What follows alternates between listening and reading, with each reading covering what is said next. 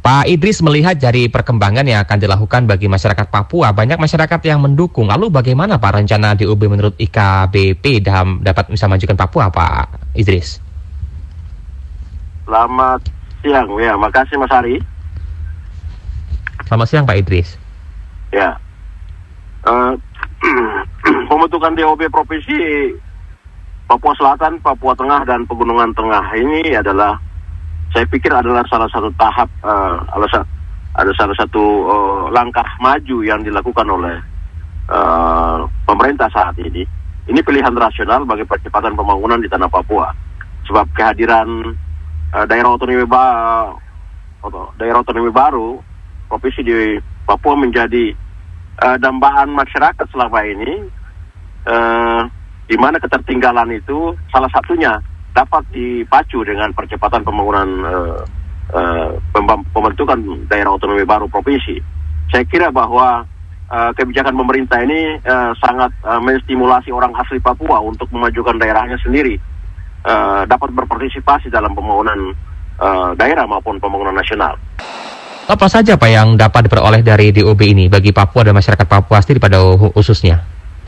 Saya kira kita harus melihat apa yang dilakukan oleh langkah-langkah pemerintah untuk percepatan pembangunan itu dengan pembentukan.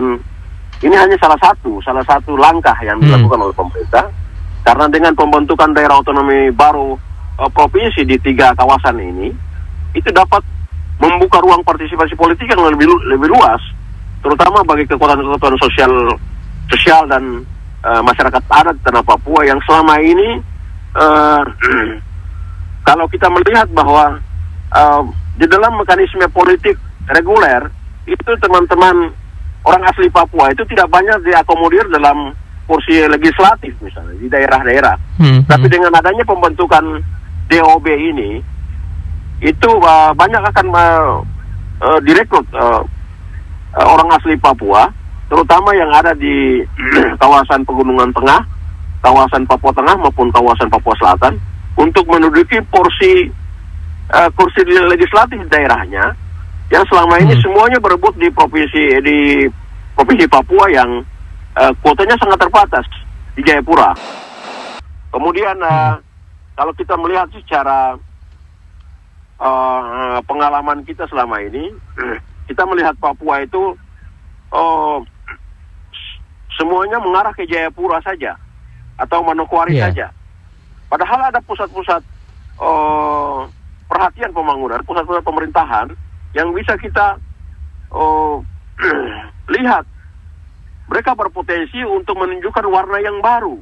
Ya, umpamanya kalau orang melihat Papua itu semuanya politik saja. Tetapi mungkin dengan adanya pembentukan daerah otonomi baru level provinsi seperti di Pegunungan Tengah atau di Papua Tengah atau di Papua Selatan, kita akan melihat Papua itu lebih berwarna. Itu pengalaman yang selama ini kita lihat. Misalnya kita melihat adanya provinsi Papua Barat yang berpusat di Manokwari. Itu lebih mengacu pada peningkatan kualitas sumber daya manusia. Teman-teman di Pegunungan Tengah maupun Papua Tengah dan Papua Selatan pasti punya warna tersendiri, dan itu membuat Papua lebih berwarna.